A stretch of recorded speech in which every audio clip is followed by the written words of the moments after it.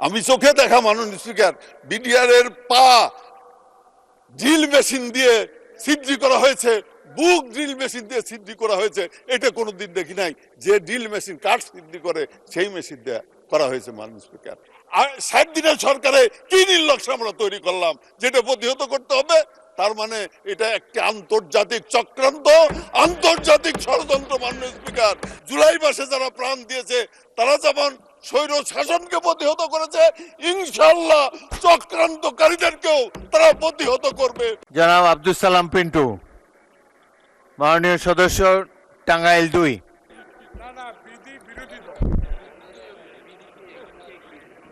বিসমিল্লাহির রহমানির রহিম। মাননীয় স্পিকার, আপনার সময় 10 মিনিট। মাননীয় স্পিকার, আপনি একজন বীর মুক্তিযোদ্ধা হিসাবে স্পিকারের দায়িত্ব পালন করার জন্য, নির্বাচিত হওয়ার জন্য আমি আমার পক্ষ থেকে, আমার এলাকার পক্ষ থেকে আপনাকে আন্তরিকভাবে অভিনন্দন এবং ধন্যবাদ জানাই মাননীয় স্পিকার। মাননীয় স্পিকার, এখানে বাংলার পৃথিবীর ইতিহাসে আছে কিনা আমি জানি না মাননীয় স্পিকার, যে ফাঁসির দণ্ডপ্রাপ্ত মাননীয় হুইপ নিজান, আপনার ভয়েসটা লো রাখেন প্লিজ। মাননীয় স্পিকার, আমি পৃথিবীর ইতিহাসে আছে কিনা জানি না, ফাঁসির দণ্ডপ্রাপ্ত আসামি হিসেবে ছিলাম। সেখান থেকে আজকে সংসদে এসেছি এবং এই কারণে আমি মহান রাব্বুল আলামিনের কাছে আন্তরিক মোবারকবাদ জানাই এবং শুকরিয়া আদায় করি। আলহামদুলিল্লাহ, আলহামদুলিল্লাহ। মাননীয় স্পিকার, আমি 17 বছর জেলে ছিলাম, তার 7 বছর ছিলাম ফাঁসির ছেলে মাননীয় স্পিকার। এখন সংসদে এসেছি, আবারও আমি মহান রাব্বুল আলামিনের কাছে হাজার শুকরিয়া আদায় করি মাননীয় স্পিকার। মাননীয় স্পিকার, আমি একটি কথা বলতে চাই। আমি সাথে সাথে জুলাই সনদ, যারা জুলাই বিপ্লবে যারা অংশগ্রহণ করেছেন, আমার এলাকারও 4 জন নিহত হয়েছে। যে সমস্ত ছাত্র জনতা, শিশু, মহিলা এবং পুরুষ যারা নিহত হয়েছে তাদের আত্মার মাগফিরাত কামনা করি। এবং যারা আহত অবস্থায় আজকে পঙ্গু হয়ে আছেন, যাদের চিকিৎসা দরকার, আমি অনুরোধ করব সরকারের কাছে যাতে তাদের চিকিৎসার ব্যবস্থা করা হয় এবং তাদের আমি সুন্দর জীবন কামনা করি। পরম করুণাময় আল্লাহ তাআলা তাদেরকে যাতে সুন্দর জীবন দান করেন। প্রিয়, আমি কথাও বলতে চাই মাননীয় স্পিকার, জুলাই যোদ্ধারা যখন এই যুদ্ধ করলো, আমি তখন কারাগারে ছিলাম মাননীয় স্পিকার। কারাগারের থেকে 4 তারিখের কথা বলি মাননীয়, যেহেতু কারাগারে ছিলাম বাইরের খবর জানি না। কারাগারে 4 তারিখে আমরা দেখলাম শত শত লোক গুলি খেয়ে মৃত্যুবরণ করলো। সারা কারাগারে সেদিন হাহাকার ছিল মাননীয় স্পিকার। 4 তারিখ রাত্রে যখন সিদ্ধান্ত হলো যে আগামীকাল কঠোর হস্তে এদেরকে দমন করা হবে, সমস্ত বাহিনী প্রধান, সমস্ত সচিব মিলে এই সিদ্ধান্ত গ্রহণ করলেন প্রধানমন্ত্রীর নেতৃত্বে। তখন আমরা আমাদের জেলখানাতে কান্দার রোল উঠেছিলাম মাননীয় স্পিকার। সারা রাত্রি কেউ ঘুম পারে নাই, শুধু আল্লাহকে ডেকেছেন যে এই দেশের এই সন্তানদেরকে আল্লাহ তাআলা আপনি বাঁচান। আমরা ঘুম পারি নাই। সকাল 9টায় আমরা শুনলাম সারা ঢাকাতে কোনো লোক নাই, লোক শূন্য। কিন্তু 10টার সময় শুনলাম, 10:30টার সময় শুনলাম যে ঢাকা শহর লোকে লোকারণ্য হয়ে গেছে। লাখো লাখো লোক কোত্থেকে এসেছে মাননীয় স্পিকার। এটা কিন্তু শুধু আন্দোলনের ফসল না, পরম করুণাময় আল্লাহ তাআলা আবাবিল পাখির মতো সেদিন লোক পাঠিয়েছিলেন মাননীয় স্পিকার। আর সেই লোকের আগমনের কারণেই পুলিশের, মিলিটারির বন্দুক বন্ধ হয়ে গেল, শেখ হাসিনা পালিয়ে গেল মাননীয় স্পিকার। কাজেই আমাদের আজকে উপলব্ধি করতে হবে নেতৃত্ব শূন্য ছিল মাননীয় স্পিকার। সেই দিনই মানুষ মনে মনে আমাদের নেতা তারেক রহমানকে ভবিষ্যৎ নেতা হিসেবে মনে করেছিলেন, সেই দিনই মনে করেছিলেন। এবং আপনাদের পরম রাব্বুল আলামিনের কাছে হাজারো শুকরিয়া আদায় করি যে তারেক রহমান সাহেব দেশে ফিরে আসলেন এবং বাংলার মানুষ তারেক রহমান সাহেবকে গত নির্বাচনে তার নেতৃত্বে বাংলাদেশ জাতীয়তাবাদী দলকে ভোট দিয়ে সর্বোচ্চ ভোট দিয়ে জয়যুক্ত করেছেন মাননীয় স্পিকার। এবং আমি মনে করি তারেক রহমানের নেতৃত্বেই আগামী বাংলাদেশ একটি শক্তিশালী বাংলাদেশ হিসাবে গড়ে উঠবে। মাননীয় স্পিকার,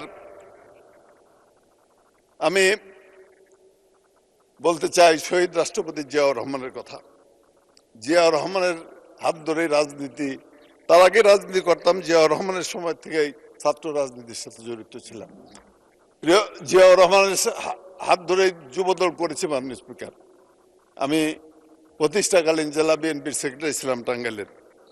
আমি একটি কথা বলতে চাই যে শহীদ রাষ্ট্রপতি জিয়াউর রহমান শুধু বাংলাদেশের স্বাধীনতা ঘোষণা করে নাই, তিনি নিজে আপনাদেরকে সাথে নিয়ে বাংলাদেশে যুদ্ধ করে বাংলাদেশকে স্বাধীন করেছেন এবং স্বাধীন করে ব্যারাকে ফিরে গিয়েছিলেন। আপনার সংক্ষেপে বলতে হবে মাননীয় স্পিকার, ব্যারাকে ফিরে গিয়েছিলেন। পরবর্তী টাইমে মাননীয় স্পিকার একটি প্রয়োজনে, জাতির একটি প্রয়োজনে 7ই নভেম্বরের বিপ্লবের মধ্য দিয়ে জিয়াউর রহমান আবার ক্ষমতায় এসেছিলেন এবং আপনি তার সাক্ষী মাননীয় স্পিকার। জিয়াউর রহমান সাহেব ক্ষমতায় আসার পরে এই দেশকে শক্তিশালী করার জন্য আপনি মনে আছে নিশ্চয়ই যে জিয়াউর রহমান ক্ষমতায় আসার সাথে সাথে সমস্ত জিনিসপত্রের দাম কমে গিয়েছিল, 80 টাকার লবণ 12 আনা হয়েছিল।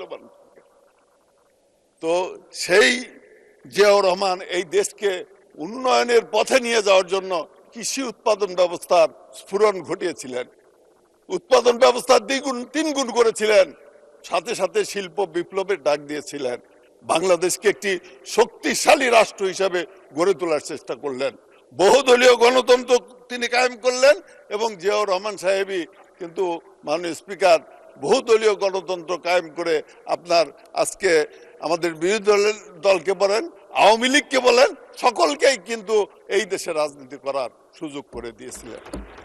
কিন্তু জিয়াউর রহমান যখন এই দেশকে খাদ্য রপ্তানি করা শুরু করলো, আহমদ শুকুর তুরে সেদিন গিনির প্রেসিডেন্ট ছিলেন, তো আহমদ শেখুরে সেই দেশে চাউল রপ্তানি করলো, বাংলাদেশ জেগে উঠলো, বাংলাদেশ বিশ্বের বুকে একটি শক্তিশালী দেশ হবে। সেই সময় মাননীয় স্পিকার চক্রান্তের পর চক্রান্ত, ষড়যন্ত্রের পর ষড়যন্ত্র করে আমাদের প্রিয় নেতাকে সেদিন হত্যা করা হয়েছিল। এই কারণে কথাগুলো বললাম, এর একটি কারণ আছে, এটা আমি পরে বলবো। মাননীয় স্পিকার তারপরে কি আসলো? একটি স্বৈর শাসন আসলো মাননীয় স্পিকার, গণতন্ত্র শেষ হয়ে গেল। তারপরে আমাদের দেশ নেত্রী বেগম খালেদা জিয়া আন্দোলনের মধ্য দিয়ে, সংগ্রামের মধ্য দিয়ে সেই দিন এই স্বৈর শাসনকে উৎখাত করে আবার গণতন্ত্র প্রতিষ্ঠা করেছিলেন মাননীয় স্পিকার। এই কারণেই বলতে চাই, বেগম খালেদা জিয়া এই দেশে শিক্ষা ব্যবস্থার পরিবর্তন করেছিলেন, মেয়েদের শিক্ষা ব্যবস্থা অবৈতনিক করেছিলেন, এই দেশে মাদ্রাসাতে পর্যন্ত কারিগরি শিক্ষা চালু করেছিলেন মাননীয় স্পিকার। এই দেশে উন্নয়ন, যমুনা সেতু করেছিলেন, পদ্মা সেতু, আজকে কথা বলেন, পদ্মা সেতুর জমি বেগম খালেদা অধিগ্রহণ করেছিলেন। আজকে এই যে ফ্লাইওভারের কথা বলেন, প্রথম ফ্লাইওভার বেগম খালেদা জিয়া উদ্বোধন করেছেন মাননীয় স্পিকার। এই অবস্থায় যখন বাংলাদেশটা এগিয়ে যেতেছিল, বাংলাদেশটা একটা সমৃদ্ধশালী দেশ হিসেবে প্রতিষ্ঠিত হচ্ছিল, সেই সময় আমাদের নেত্রী বেগম খালেদা জিয়াকেও কিন্তু ক্ষমতাচ্যুত করা হলো আর দেশটি অন্যের খাতে চলে গেল মাননীয় স্পিকার। স্বৈর শাসন প্রতিষ্ঠিত হলো মাননীয় স্পিকার। তাইলে কি দেখলাম আমরা? চক্রান্ত এবং ষড়যন্ত্র করে গণতন্ত্রকে হত্যা করা হয়, তারপরেই আসে স্বৈর শাসন।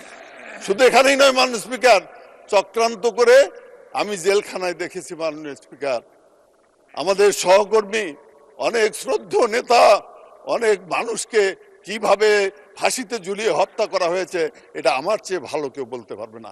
তাদের শেষ বাক্যটি কি ছিল সেটাও আমি জানি মাননীয় স্পিকার, সময়ের অভাবে আমি অত কিছু বলতে পারবো না। তাদেরও আত্মার মাগফিরাত কামনা করি আমি। প্রিয় মাননীয় স্পিকার, মাননীয় সদস্য আরো 2 মিনিটে শেষ করেন, আরো 2 মিনিট বলেন। মাননীয় স্পিকার আর একটু বাড়াই দিতে হবে। আচ্ছা 3 মিনিট বলেন। মাননীয় স্পিকার, তারপরে দেখেন সেনাবাহিনীর ভালো ভালো অফিসারদেরকে সেদিন কিন্তু হত্যা করা হয়েছিল মাননীয় স্পিকার, একটি চক্রান্ত এবং ষড়যন্ত্র করে। কেন? সেনাবাহিনীকে দুর্বল করার জন্য, সেনাবাহিনীকে ধ্বংস করার জন্য, বাংলাদেশকে ধ্বংস করার জন্য। অন্যদিকে বিডিআরদেরকে, নিরীহ বিডিআরদেরকে গ্রেপ্তার করে তাদেরকে শাস্তি দেওয়া হয়েছে।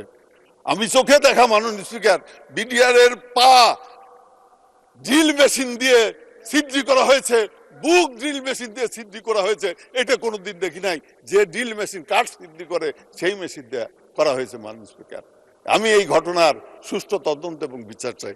এই কথাগুলো এই কারণেই বললাম যে চক্রান্ত যখন হয়, আজকেও আমি একটি চক্রান্তের আভাস পাই মাননীয় স্পিকার, চক্রান্ত এবং ষড়যন্ত্রের আভাস পাই মাননীয় স্পিকার। আজকে আমি একটি কথা বলতে চাই। আমার নেতা তারেক রহমান সাহেব একটি কথা বলেছেন, কি কথা বলেছেন মাননীয় স্পিকার? তিনি বলেছেন এই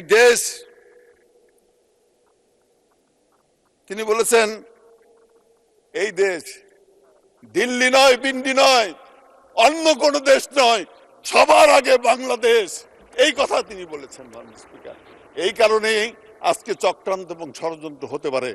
তারেক রহমান ক্ষমতায় আসার পরে যে সমস্ত পদক্ষেপ নিয়েছে, প্রত্যেকটি পদক্ষেপ জনবান্ধব পদক্ষেপ, জনগণের জন্য পদক্ষেপ তিনি নিয়েছেন মাননীয় স্পিকার।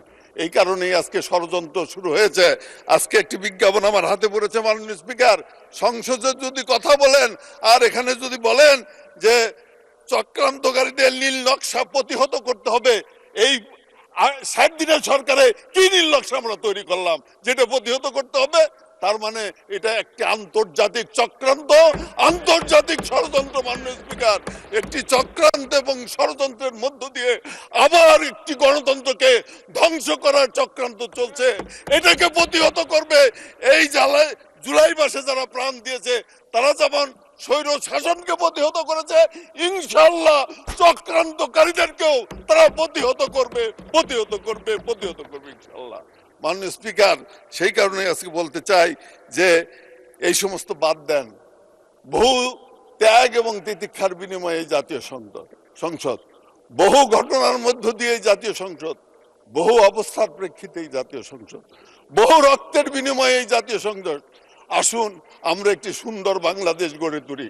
আসুন আমরা ভবিষ্যৎ নাগরিকদের জন্য, ভবিষ্যৎ সন্তানদের জন্য এমন একটি বাংলাদেশ গড়ে তুলতে চাই যে বাংলাদেশ হবে শান্তির বাংলাদেশ, সকলের বাংলাদেশ, বৈষম্যহীন বাংলাদেশ, সকলে বসবাস করার একটি বাংলাদেশ গড়ে তুলতে চাই। আসুন ঐক্যবদ্ধ হই, ঐক্যবদ্ধভাবে কাজ করি, কাদা ছড়াছড়ি বাদ দেই মাননীয় স্পিকার। এটি আমি সংসদের মাধ্যমে আহ্বান জানাতে চাই। মাননীয় স্পিকার, এলাকার কথা যদি একটা না কই বলি, জনগণ বলবে যে এলাকার কথা বললো না। তাহলে আর 3 মিনিট সময় দেওয়া যায় না মাননীয় স্পিকার? সামনে তো বাজেট অধিবেশন আছে, তখন কি বলবেন? আচ্ছা বলেন, আরো 1 মিনিটে শেষ করেন। মাননীয় স্পিকার, আমি একটা কথা বলি। এই যমুনা সেতু করেছিলেন কে? বেগম খালেদা জিয়া। আমি যেটা বললাম, পদ্মা সেতুর প্ল্যানও তিনি করেছিলেন এবং ভূমি অধিগ্রহণ করেছিলেন। এই যে রোড তিনি গ্রামের এবং শহরের একটি সমন্বয় সাধন করতে চেয়েছিলেন উন্নয়নের।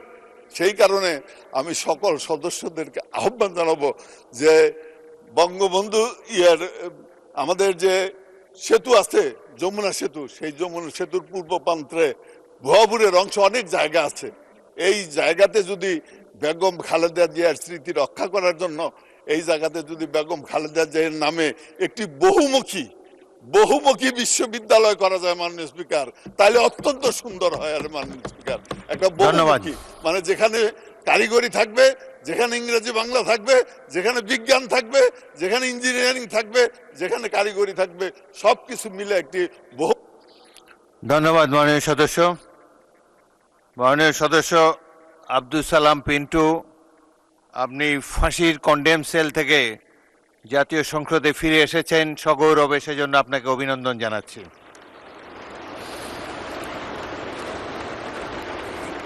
কিছুদিন ঢাকা সেন্ট্রাল জেলে ছিলাম, সে সময় মাওলানা মতিউর রহমান নিজামী, মাওলানা দেলোয়ার হোসেন সাইদি, এখানে উপস্থিত মাওলানা মুজিবুর রহমান, এবং সেখানে সেই ডাইনিং হলে মেসের ইনচার্জ হিসাবে আপনি অনেক ভালো খাবার আমাদেরকে খাইয়েছেন, সেই জন্য আপনাকে ধন্যবাদ জানাচ্ছি।